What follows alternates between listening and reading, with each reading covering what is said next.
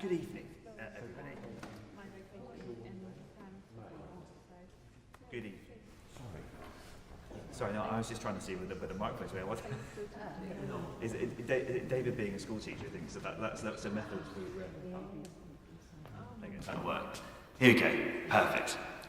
Good evening, everyone, and really warm welcome to Ipswich Minster for those who are here and also those who are online for this, the 12th instalment of our Church for England series. Here we are seeking to create a space where we can explore what a good Church of England should look like for the nation it serves through the lens of the most vital issues of our time. And tonight we are deeply honoured to welcome as our speaker Bishop Rosemarie Mallet, the Bishop of Croydon, also the Church of England's jointly Bishop for Racial Justice. Bishop Rosemarie will speak to us about what a good Church of England should look like for those of global majority heritage. Bishop Rosemarie was born in Barbados and came to the United Kingdom as a child. She grew up in the UK and was educated at Sussex and Warwick universities, gaining a PhD from the latter. Before ordination, she was a research sociologist and academic, specialising in international development and ethno-cultural mental health. She has also lived and worked in Senegal, Tanzania, Ethiopia and Barbados. She was ordained priest in 2005 and has since served in a variety of contexts in South London. I remember her leaving a big impression on me when I was a young pastoral assistant, briefly in the Southwark Diocese, when visiting her parish, where she was a vicar of St John the Evangelist and Angel Hill. In 2015, she was additionally appointed to the Diocesan Director of Justice, Peace and the Integrity of Creation. She served on General Synod for the Church of England between 2011 and 2021, became Archdeacon of Croydon in 2020 and then Bishop of Croydon in 2022. Bishop Rosemarie is also the Southwark Diocesan Lead on Social and Racial Justice and author of the Diocese Anti-Racism Charter. Bishop Rosemarie is also a spokesperson on racial justice and social justice issues nationally and is chair of the Oversight Group for the Church Commissioner's work on African chattel enslavement and reparatory justice. She is also the lead bishop representing the National Church on the Churches Together in Britain and Ireland Trustee Board. And for more than 20 years, Bishop Rosemarie has served as trustee and director of several social action charities across London, including as an Equalities Commissioner in Lambeth, and currently acts as advisor to a Croydon Community Action Project, which is focused on reducing serious youth violence. Quite a CV. But in all of this, Bishop Rosemarie brings both academic depth and pastoral warmth to what is a powerful and prophetic ministry within and outside the Church of England. She is therefore uniquely placed to help us think about what a good Church of England should look like tonight, not just as a commentator, but as a leader calling us to action. So please join me in welcoming Bishop Rosemarie.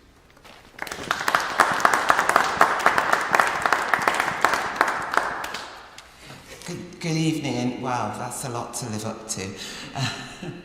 I'm going to journey with you a little bit through the story of the way in which people from global majority heritage, UK, members of the church, have found themselves in different places and spaces with regard to the Church of England. So we're going to go on a little bit of a journey, and then we'll end up thinking about what a good church looks like, because we need to first start about what the church looks like before we get to what a good church would look like.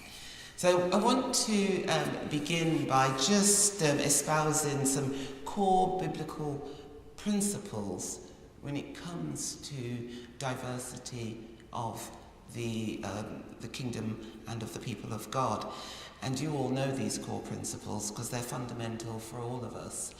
They are that each person or humanity was created in the image of God, and that's straight from the beginning of Genesis. And in the Old Testament, in Leviticus, God tells the Jews to care for foreigners in the land of Israel because they know what it is like to be foreigners themselves. Jesus reinforced this principle in his own teaching. For example, as we know in the parable of the Good Shepherd, the Good Samaritan, racial origins are irrelevant, because Jesus points out to us and to those that were questioning him at the time that we should love our neighbour no matter who they are or where they're from. Now, as the early church spread, it faced a racial dilemma. It actually faced one. Because at first we know Jesus' message was only told to the Jews. But as the church spread, it was right for non-Jews to hear the message and be welcomed into the Christian community as well. And Paul had that vision where he was shown all kinds of animals, some of which were forbidden for Jewish people to eat according to religious law. But the vision showed Peter that there was no longer a distinction between kosher and non-kosher, and that the same principle was to be applied to people. Racial and ethnic differences were not important. Both Jews and non-Jews were to be included in the kingdom of God. And in that text from Galatians, which is quoted everywhere, we hear Paul underlining this principle when he writes, "There is neither Jew nor Greek, slave nor free, male or female, for you are all one in Christ Jesus." So those are our core principles, that we understand who we are as children of God and as followers of Jesus Christ. Now, as you heard, I was born in the Caribbean and baptized and raised in the Anglican Church.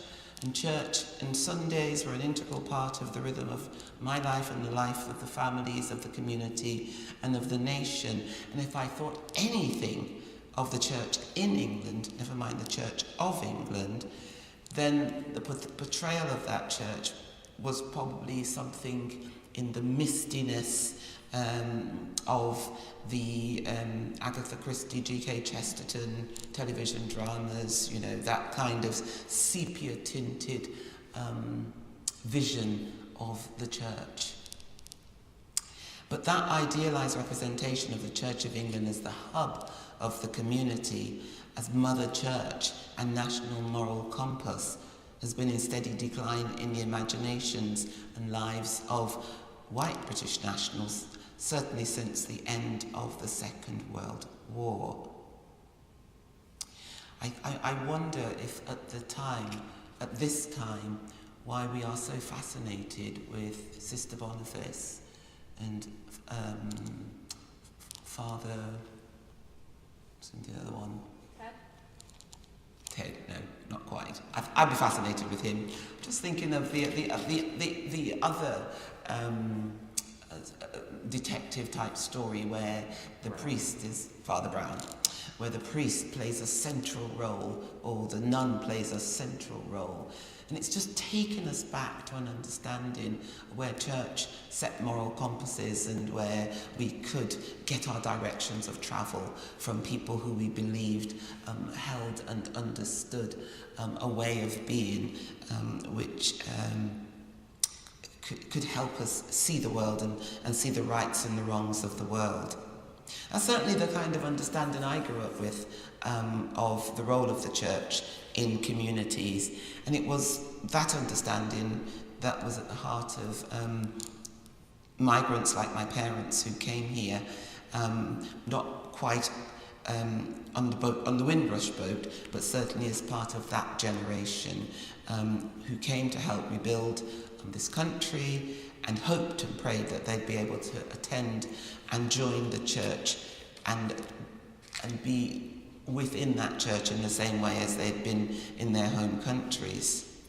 But sadly, as we know, despite the centrality of Anglicanism in former British colonies such as Barbados, it's well documented that many Black, Asian and minority ethnic folk didn't find a favoured place around the communion table in the established Church of England. My own stepfather stopped attending after the parish church turned him away when he moved to the area that they live in Coventry, asking him to go and find somewhere where he might see more people like himself. So church, and as a young person, this is my phrase, church felt something to be endured rather than enjoyed. with our colour and our accents setting us apart until or unless we adapted, assimilated, or, as in my father's case, departed. For many, if not most people of Caribbean heritage, the Church of England became a contested space to be part of. Over the period of time from the 1960s to now, but certainly it was 4 decades after the Windrush docked at Tilbury, when in 1985 the church appointed the most senior black cleric to the top echelons of leadership in the United Kingdom, and that was the appointment of Bishop Wilfred Wood as the Bishop of Croydon and the first black bishop in the Church of England. The first thing Bishop Wood did was to propose a commission on black Anglican concerns, but that was not accepted by General Synod. And when he retired in 2002, after all his years of service, he felt he didn't see the progress and change that he had hoped for within the church. So that's from the late 1950s, and we leap forward to 2002. It was another 9 years until the next significant senior appointment of a person of colour from a minority ethnic background, and that was Michael Nazir Ali as Bishop of Rochester. And his appointment was followed a couple of years later by the consecration of John Sentamu, and then Sentamu then was appointed to Birmingham, and after 3 years after that, he was then translated to York as Archbishop. But it would be another 12 years before another minority ethnic bishop would be appointed in the church, when Caraway Dorgu was consecrated as Bishop of Woolwich in the Diocese of Southwark. The first woman from a minority ethnic background to be consecrated was Frances Dikwani, last name's gone out of my mind at the moment, Bishop Gully Francis Dikwani, who is of Persian heritage, and Rose Hudson Wilkin of Caribbean origin.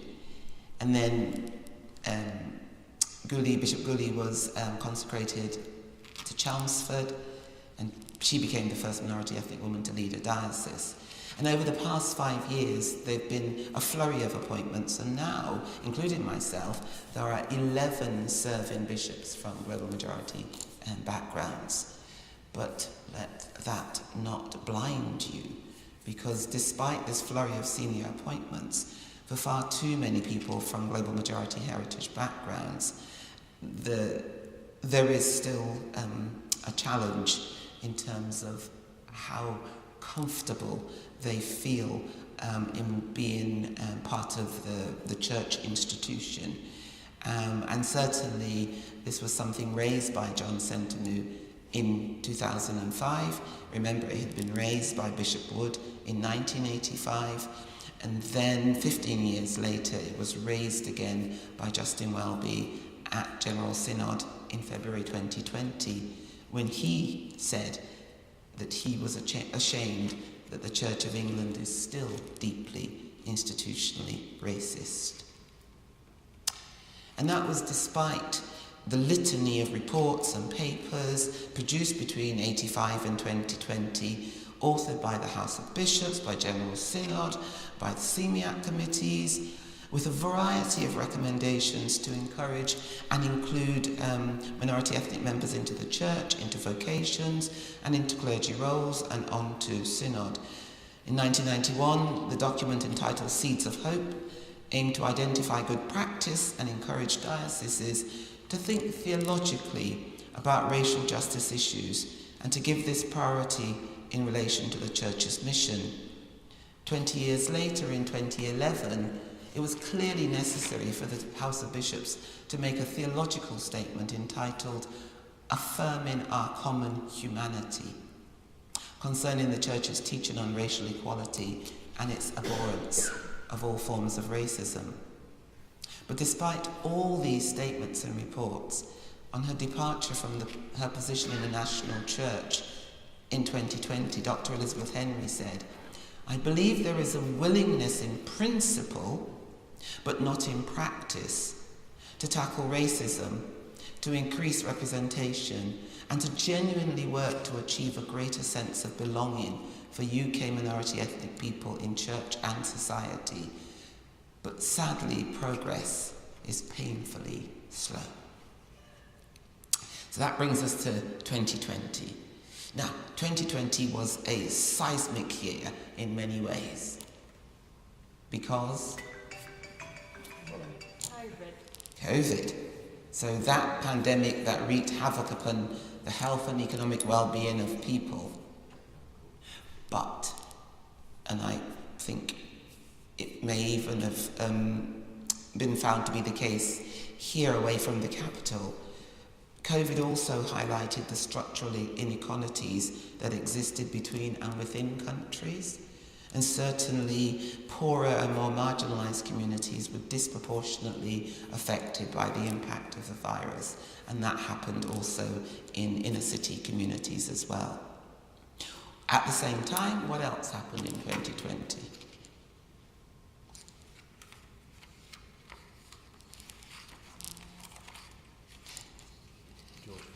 George Floyd.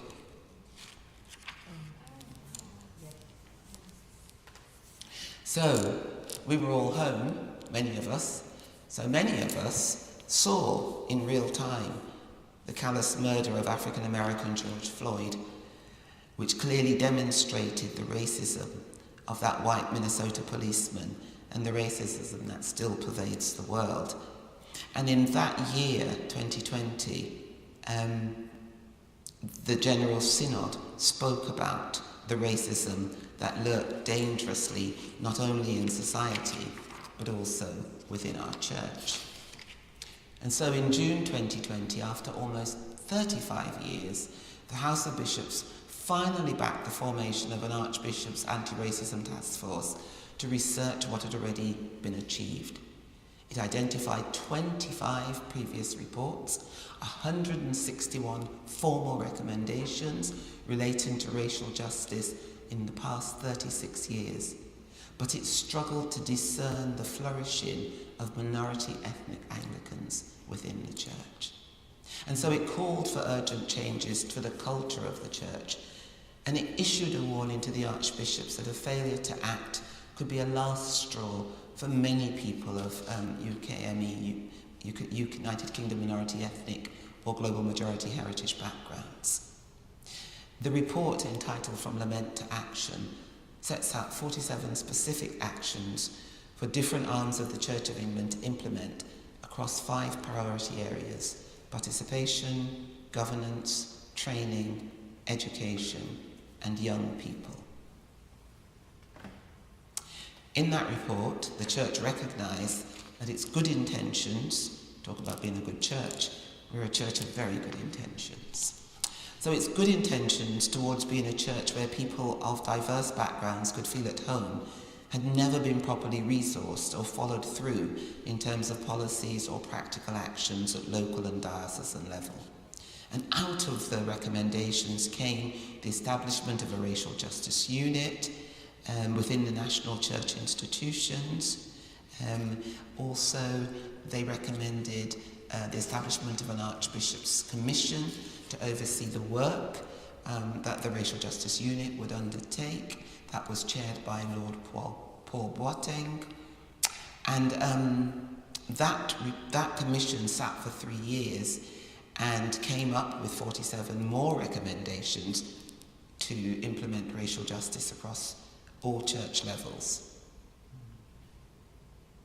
And it was hoped that at the time that Bishop Woods, the first black bishop in the Church of England's dream, was coming to fruition. Now, that commission has completed its work, it's published its final report, and that was presented last year at Synod in 2025.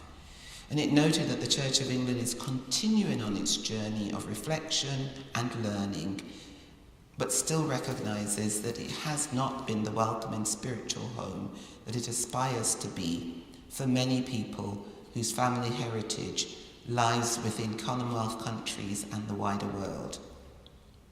The commitment to change was restated on behalf of the Church, and dioceses, deaneries and parishes were requested to share good practice and participate in racial justice programs.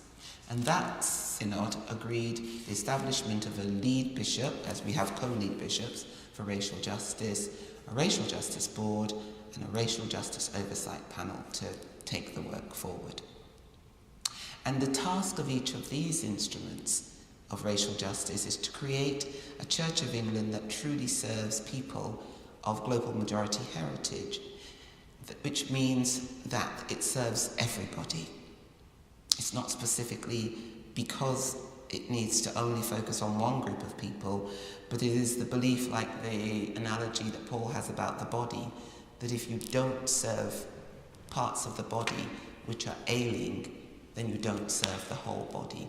And if part of the body feels that they are being excluded or extruded, then the whole body is not well. But what I would say is that the challenge is that we must move from an inclusion, which can often imply just inviting people into our existing structures, to encouraging people to feel that they can belong and co-create the church in the image of everyone. So what are our challenges? What are these core challenges? Well, there are still leadership gaps.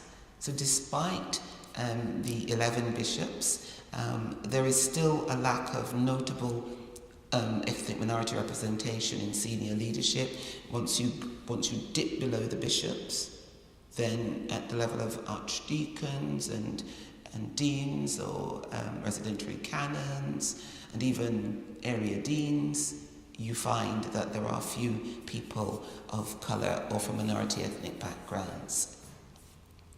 There are initiatives such as anti-racism training, recruitment reporting, and the requirement for shortlists for senior posts to at least include one candidate from a UKME GMH background. So there are leadership gaps, and there are initiatives to try to meet those. The Church has also historically operated on an assimilationist model, where people from diverse backgrounds feel that they must leave their own culture at the door and conform to a predominantly middle class, Middle English culture, which is seen to be the norm in order to thrive. Now remember, I said what my sepia-tinted understanding of the Church of England was, and that's why I say seen to be, because I am the area bishop of Croydon, and Croydon stretches from effectively inner city boroughs of London right out to rural areas, and so there is a vast difference between the types of church traditions and the types of churches in that mix. However, people often feel that they need to confirm. One curate noted, I'm constantly being stopped and questioned when I go into a church, like a large church building, even when I'm wearing a clerical collar and robes. An Asian priest told stories of his selection panel to enter the ministry had included probing on why he sought ordination, given it was the Church of England, not the Church of Asia. Another person that I know, this is not from a report, this is told to me specifically, who is of Indian heritage, was asked, why are Muslims now running our churches? Casual racialized slurs such as that are not uncommon, sadly. One priest ordained in the United Kingdom captured this when he said, I speak the same language, I sing the same hymns, I preach the same gospel, but somehow I still have to prove I belong. Everyday prejudice, as one member of the Church's Racial Justice Unit put it, wears down ethnic minority clergy week after week. Now, was mentioned about the Spire project that I chair the oversight board from. And that's where the Church of England is grappling, or the Church Commissioners actually, is grappling with the historic involvement in the slave trade and colonialism. And efforts to address this include a 100 million fund, not for reparations, I have to just keep telling people that, but it's actually an in perpetuity impact investment fund, which will hopefully, like all the things from the Church Commissioners, mean that the 100 million will still be there in 100 or 200 years' time.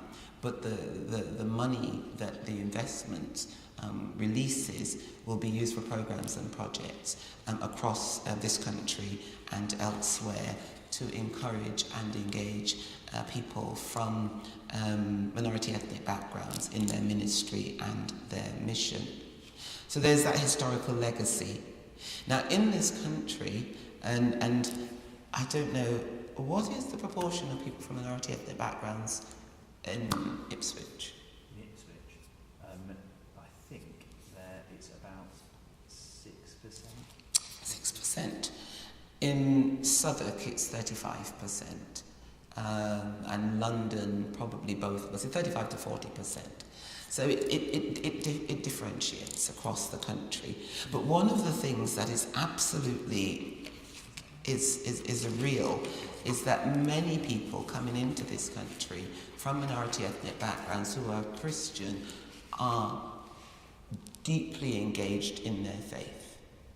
And in fact, the numbers of Christians in this country has been bolstered by their presence in this country.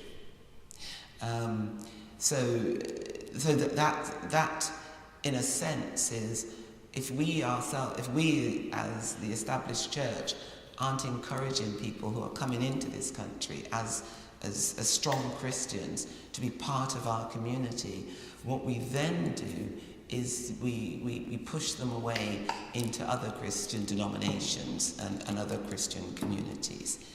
Which is not a help, because quite often they come from countries where the Anglican tradition is very strong. But the church has come a long way since 1958 and Windrush, but it doesn't take away the criticism from those within and outside the church that recent advances made since the ordination of women in 94 have not been mirrored by similar opportunities for men and women from ethnic minority groups in the Church of England. The fact is that despite high-level appointments since 2017, there are still too few minority ethnic clergy leading our churches, and even fewer in positions of responsibility, lay or ordained. And as I say, this doesn't chime well in a church where a growing number of members are from minority ethnic backgrounds, from Asia, the African continent, the Caribbean, and new arrivals from Latin America and Hong Kong. But it's unrealistic to believe that the church's journey towards racial reconciliation could happen overnight.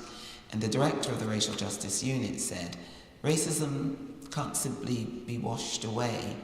It is a wound in the body of Christ that needs to be repaired through truth-telling. And that won't be easy, but if we stay true to our faith and true to our cause, we will get there. So that takes us to what does a good church look like, as we've looked at the journey of people arriving here, people becoming members of the Church of England or not, but the challenges that are still being faced by people of colour within the Church of England. What will a good church look like? Well, a good church in this context is one where people of global majority heritage are not guests, but co-creators or architects of the community that they are part of. How that feels and looks and almost breathes is that people feel that they belong, and that because they belong, they can then become fully members of that body.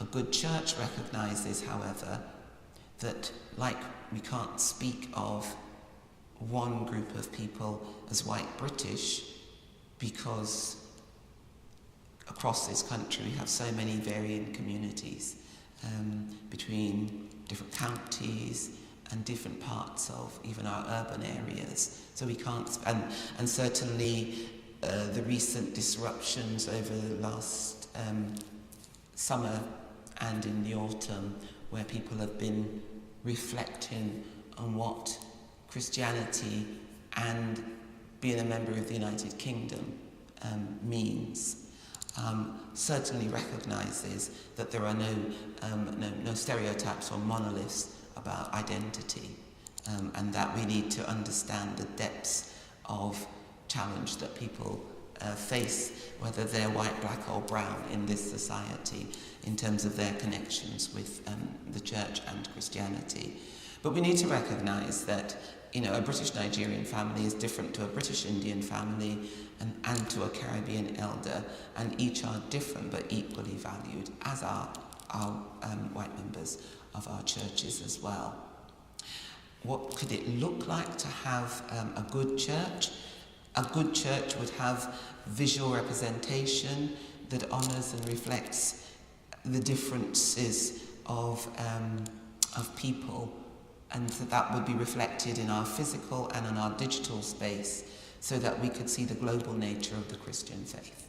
So my parish church, where I served in Angeltown, the images were very Victorian, and one doesn't talk about taking out any images, but how can we augment those images so that the people who worship there can see themselves in the imagery that's used in the church.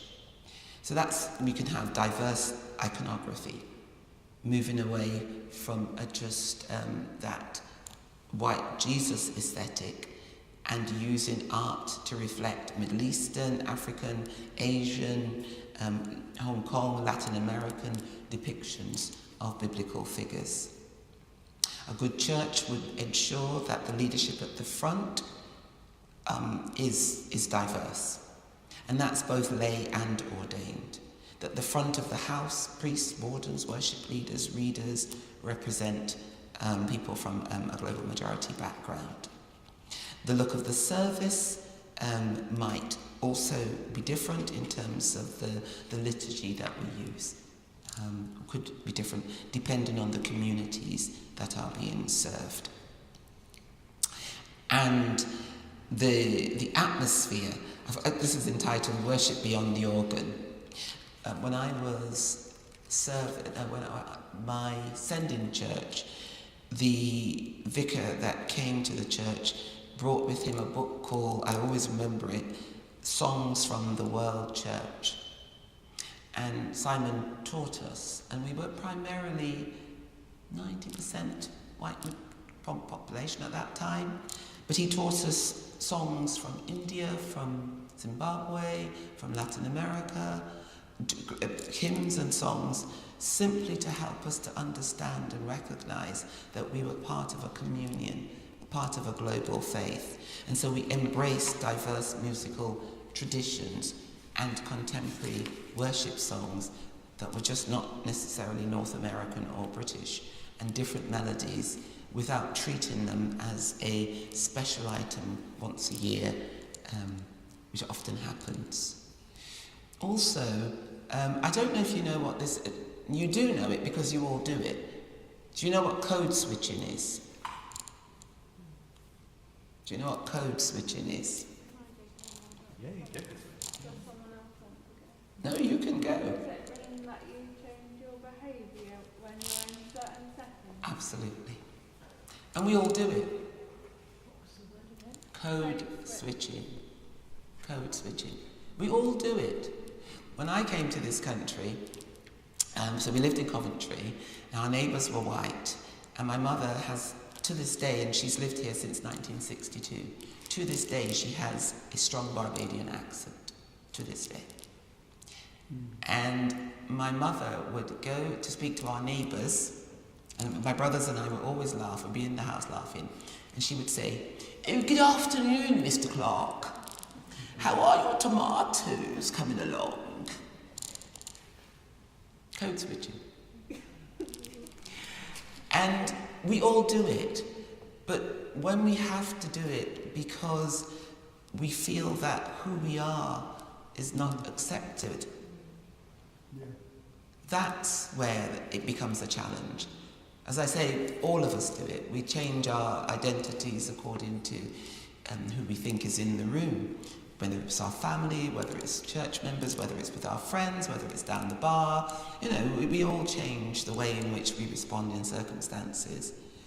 But people want to feel that they can be themselves. So one of the things that I always say, everybody who knows me knows this, I like dancing.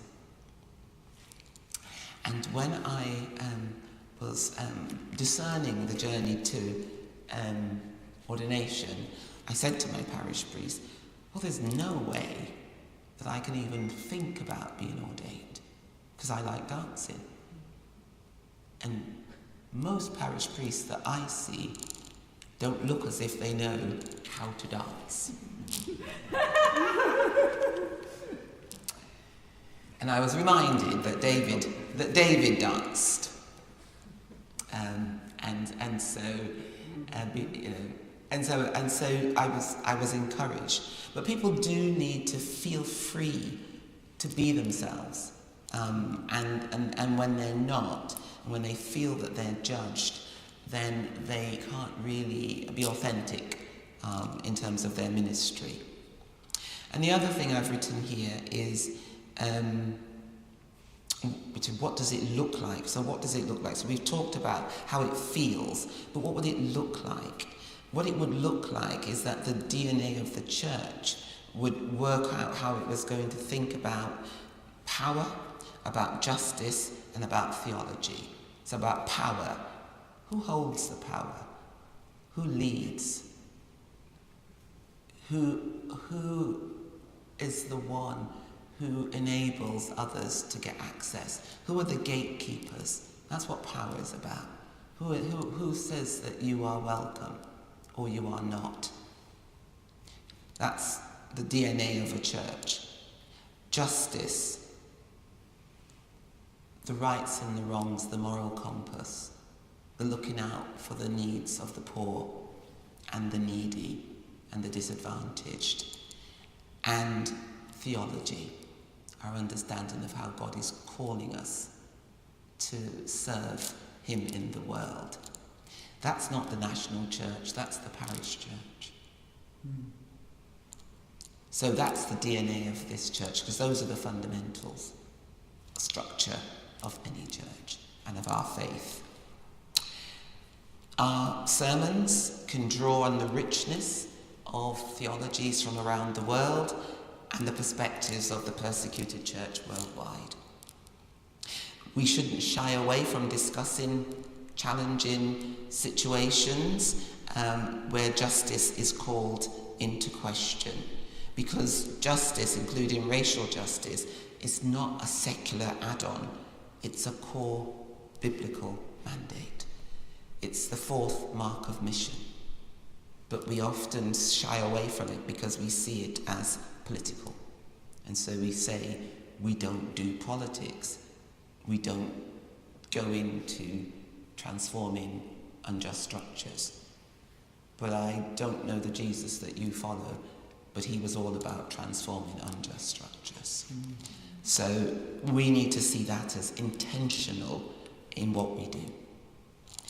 And in terms of that sharing of power, as I said earlier, it's looking at our institutions like the PCC or our committees to ensure that if we do have people who are from a variety of backgrounds as part of our church, then we need to encourage them to be part of the church's family and to feel that they belong, not just that we tick a box to have them on the committee. We've got one black person that's turned up in church. What committee can we put them on? And then we can say, we are inclusive. It works for any community, whether it's a disabled person, a woman, someone with other different sexualities, whatever it is, if we just pick on a person because of what we see as their distinctive characteristic, but only include them because of that, but not because of who they are inherently and how they can enable us to flourish as a family and a community. Sharon Prentice notes that diversity is celebrated rhetorically, but it's rarely allowed to shape the structures that determine power and belonging in our church families. And we need to remember that that diversity can enrich the church with faith, with pastoral gifts, with hospitality, and with prophetic insight. So despite our Christian injunction to believe and behave as if we're all one in Christ, the deep inequalities that exist between and within groups of people of different colours, cultures, and ethnicities persist, and persist within churches. And UKME church members are still seeking to see their visible and cultural differences being acknowledged and welcomed. So the church must move from papers and reports and symbolic gestures of inclusion to real structural transformation, where diverse clergy are seen, heard, and trusted as equals. The church is being asked to embody more fully its own theology of belonging, to create a community where all parts of the body of Christ are welcome, trusted, and allowed to flourish. This will mean not only apologizing for and lamenting what has happened, but taking courageous action to dismantle structures of privilege, power, and patronage, and therefore build a truly anti-racist church where all feel that they belong and all feel that they are co-creators of building the kingdom of God wherever God has called us to serve. Thank you.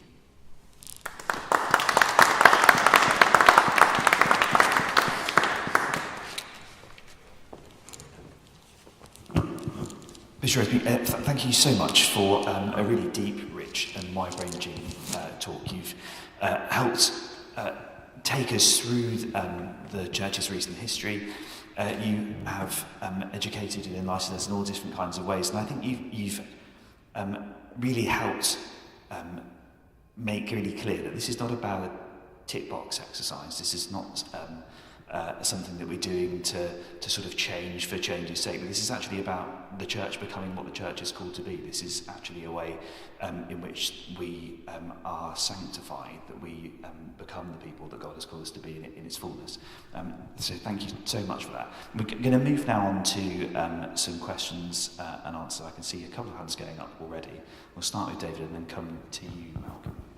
Yes, thank you very much indeed. Two anecdotes. First of all, two of my sons work in London.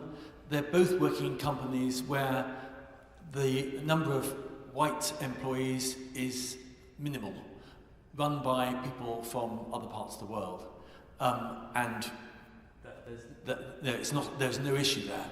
My career was in education, and by the end of my career, teaching in South London, I think that the children in the school were almost blind to their different racial origins, partly because there'd been so much intermarriage, it was impossible to apply labels. I remember talking to one child who had a Somali grandfather, a Caribbean grandmother, and another grandparent from Singapore. And so there's a blending, and almost they're not noticing. My question is, why is the church so far behind so many other aspects of society? Why is the church so far behind? Because I think someone says that trying to turn the church around is like trying to, I'm going to say it and then you'll see, the analogy of turning around a cruise ship or a tanker. It takes a long time. And I think it's also the vested interests of people who hold on to responsibility and power and don't see change. I'm glad you brought up schools. So one of the programs that we've been involved with in South London has been working with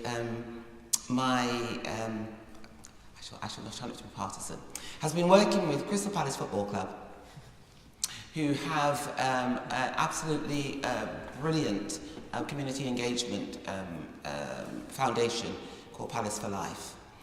And we, the diocese, have been working with the young people training on diversity and inclusion from the football team. So they are the ones going out into our schools and speaking to our young people from a variety of rural and urban areas.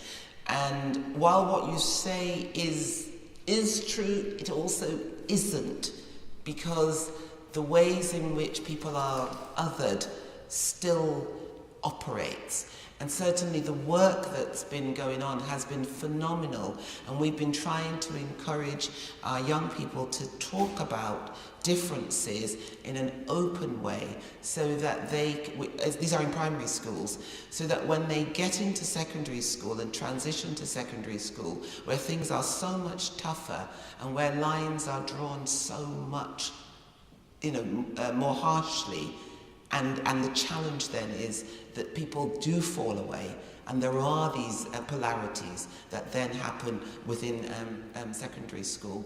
So we've been doing this brilliant program, and some of the work that our young people come up with absolutely astound us, and we say they're way better than anything we hear of in our churches in terms of people thinking and reflecting what belonging truly looks like. So we started the program talking about equity, diversity and inclusion, and I added belonging, and this was about 3 years ago. And now the Secretary of State has said that we must all look at belonging in our schools, which it wasn't there previously. But because it's a key concept, because I say you can have all the policies in the world, but if people don't feel that they belong, then they will not engage. If I walk through this church door and I don't feel that anybody wants me to be here, then I won't want to contribute to being part of this community here. And that doesn't matter my skin colour, but my skin colour is an obvious factor of who I am. And so even if no one feels that my skin colour is an issue, if I feel excluded, I will automatically look at the thing that differentiates me to the majority, and I will perceive that to be part of the problem. Does that make sense? So how we respond in the world also is factored into the way in which the world responds to us. So you're absolutely right. There are companies, I was going to go on stereotypes and say possibly there are companies such as IT companies and banks where there's a huge multitude of people from diverse backgrounds in London. You're absolutely correct. But there are also many, many places and spaces where there are still, and the church is one of them, where there are still people can still feel that they're not accepted or welcome. And I think, for me, the core of what I want to say is it's a core principle that we have as people of God, and so it shouldn't even be something that we have to do as a special extra. It should be something that comes from our core. And when we work with children, we find that they're much more able to connect to their core than we as adults are able to connect to that core. But thank you for that. Malcolm, did you have a hand up? Yes, one person you didn't mention was the lady who was chaplain to the House of Commons, who retired recently to become Bishop of Dover. I mentioned her, but that's Rose, Bishop Rose. Yes. But I mean, you normally think of the House of Commons as a bit stuffy as well. like the church, but And as you less so. And as you probably know, the amount of flack that Rose got, even in that role, quite honestly, because when she was appointed to the role, there was a whole controversy about the fact that she then wasn't appointed to Westminster Abbey and St Margaret's, and they split the roles that were previously combined roles. Yeah. It's now been recombined, but there are different people in place. So even at the time, Rose was still finding the challenges and difficulties, but she is someone who is a real trailblazer, as is Guli, Frances Dequani as well, in terms of being the first diocesan woman from a Middle Eastern background as well. But yes, yeah. Could I ask a question? Of course. How does the Church of England go from being a church of good intentions to a church of actual effective action on this? Do you know when we were coming across, we talked about the way in which we have to do anything in the world. Tutu would say in small steps. In looking around you, I mean, I went out to one of my schools in Reigate, and the majority of the young people in front of me, they were year 5, and they were primarily, they looked white. I'm just going to put it that way. They looked white. And I said to them, I just asked them, I think, how many of you have family not in South London? Because I thought, let's talk about what differences there are. So some of them talked about their family came from Liverpool, or family came from Cornwall, and I said, well, you see, look at the differentiation. There isn't a monolithic group in here. This is what diversity looks like. You might look the same on the outside, but there are different elements of who you are, and that's really important for us to know. And I said, and what about food? And then one of the young people piped up and he said, oh, well, you know, my dad's Indian, so we eat Indian food. Now, his mum's white English, I wouldn't have guessed, actually. But then he talked about, you know, their culture in their house and things like that. And then there were Poles, and then there were people from, you know, other parts of Eastern Europe, and there was one young lad from a Chinese heritage background. And so what we found very quickly out there in that kind of more rural area was to get young people to recognise the difference in each other, but also the joy that that brings. So not to see it as creating a boundary or a barrier, but actually being able to expand our understanding of the world by just the people that are next to us in our chair.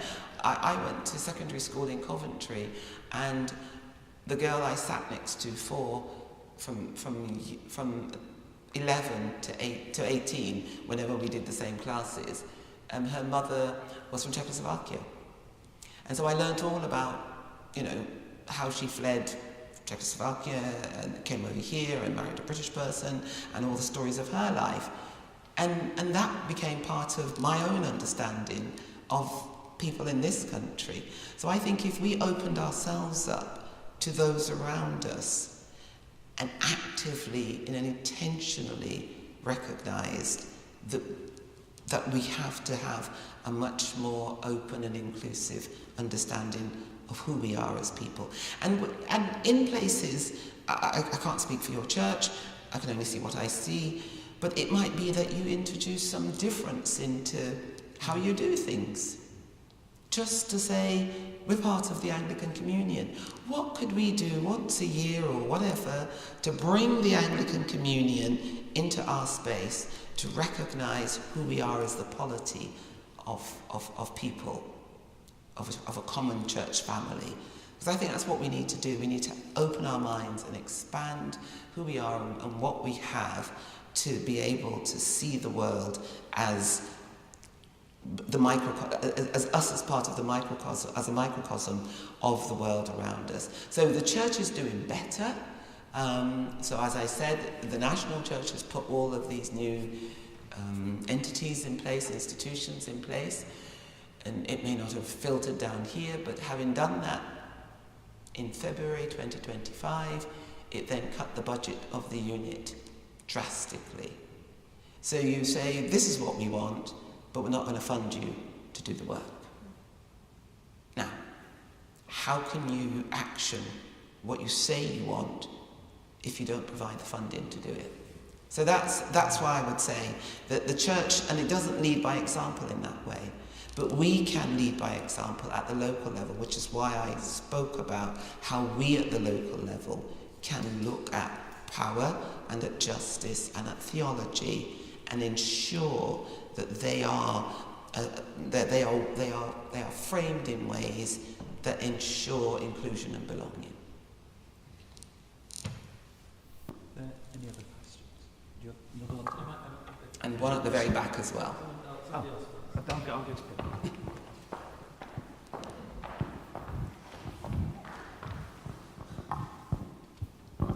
I love the way that you still are very Anglicans. Even though there's few of you, make sure that you are just, scattered amongst the pews. Even at the very back. I'll come closer. Just wondering if you had any sort of thoughts on how we as church members and church leadership, in our desire to be more intentional in being inclusive of those from global majority heritage communities, don't fall into the trap of being the sort of white saviour complex that can sometimes develop. Thank you for that, and I think, that works. Yes, it works definitely in terms of when we talk about people from global majority heritages or ethnic minorities, but it also works. The current talk in the Church of England is we need to attend to the needs of the white working class. And I'm saying that to say that we can also think that we are the saviours of the white working class. So we can somehow find some, include them in, and somehow, look what we've done. We are marvellous. And so it's the same thing. It's if people are genuine to who they are and they are accepted as who they are and they are genuinely encouraged to be co-creators. So we're not doing any saviour work. We are enabling people to be the very best they can be and to bring that to the table and to make sure that we encourage those gifts and those skills to be part of what we then take forward without us trying to do it for them. And I was in ordination training. I had my doctorate from Warwick 1994. I started ordination training 2001. There were 4 people of colour in the group of 35. 3 of us were in one of a particular group that was brought together, 9 people. 3 of us were of minority ethnic backgrounds. And one of the members of that group, one of the white members, said to us, the 3 minority ethnic members, "Oh, we're going to do something on mission. Just give us your thoughts and we'll put it together for you."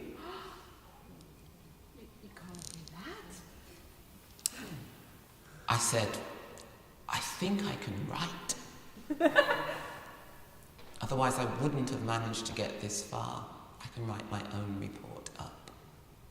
But it's that assumption that we do things on behalf of, and we mustn't.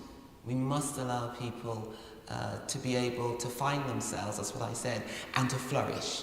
And we can encourage that.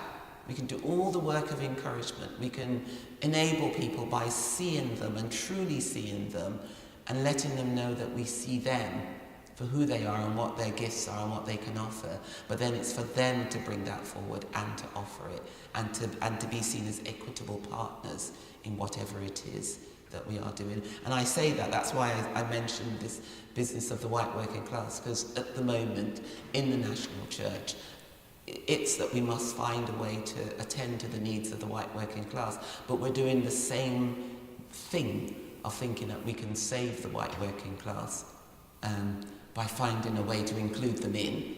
And I was on a committee, and someone from South London came to speak to us, and I'm sorry, but people were in awe because of her accent.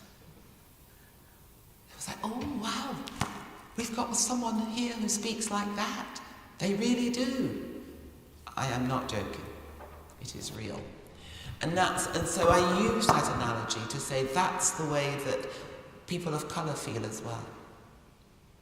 And so we need to be really careful that we don't try to include people in just because, that's what I said earlier, just because.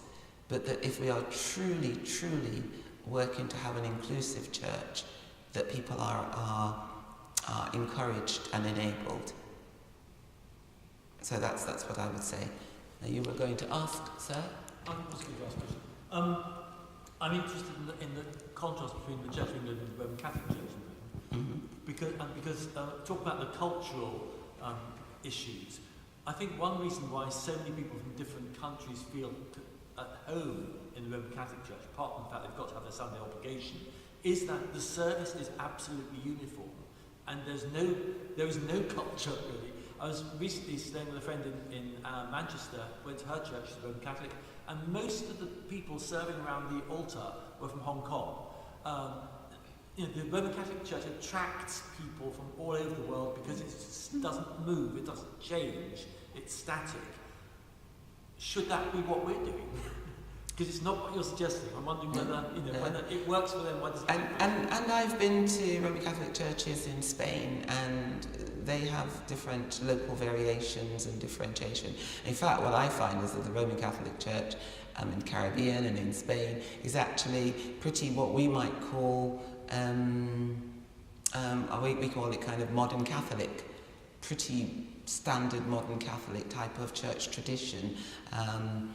And so that would fit really well, but it wouldn't fit our evangelical brothers and sisters who have a different type of witnessing and worshipping, which draws vast numbers of people into those churches as well. And if you think about some of our more dynamic Pentecostal churches, which are more of our, they draw vast numbers of people into those churches also. So I don't necessarily feel it's the way of worshipping, though I hear what you're saying, and I've come from a more traditional Catholic persuasion myself, but with fiddly bits on the end because I like different music, I just know that people are drawn to authenticity. That's what they're drawn to, and if people can walk through the door. I was talking to someone the other day. I started when I came from Barbados the second time. I started at the local, what I then learnt was an Anglo-Catholic parish. I wouldn't have known those terminologies. We don't have that in Barbados. We're just high Anglican. And so it would fit with what you've just said. We're pretty much the same from one parish to the other. And I went to the local Anglo-Catholic church because it was around the corner. I thought the worship was actually quite stilted and cold after a while, and not very engaging. They didn't relate to me, and I didn't relate to them, and they weren't very friendly. And I moved to a much lower, I think Anglicans would say, lower, more evangelical church tradition. But when I walked in the door, from the time I walked in the door, the then curate called me, asked my name, called me by my name, and then when I went back the next week, remembered me, called me by my name, and brought me into relationship immediately. That's the church that I was sent from for discernment. That's the church I got confirmed in, because I hadn't been confirmed before that, and that's the church that I was sent for ordination. And I keep saying it was built on relationship and recognising people for who they are and what their skills. Yeah. It's that. And if people feel there is authenticity, so I think for Roman Catholics, there is they do it because they have to, so that's a different thing. And so it doesn't matter the church then, because, that's fine. But for Anglicans and people of other Reformed traditions, it's also got to be about the relationship. And for me, that takes me back to our Lord Jesus Christ. Because everything about Christ was relation. And everything was not about rote. He specifically moved around, did things in different places, worshipped in different ways, prayed in different ways, and encouraged people and encouraged the disciples and people to come to him and to through him find themselves in an authentic way. And I think if we as church can do that, then it doesn't matter. I went to a church that was 90% white, and that's the church I was in the end sent from.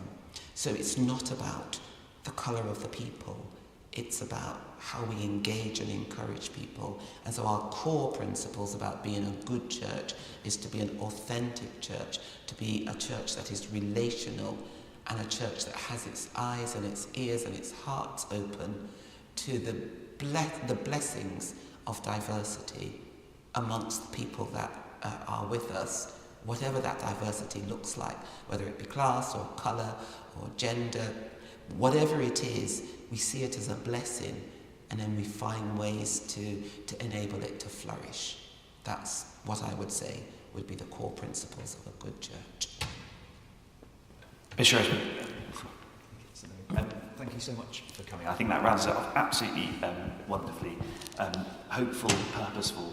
I'm so grateful for you coming out. I know you've had the longest day, I think, out of all of us here. And I've promised to get you back on a train at the right time. Okay. But please can we give one big last round of applause to...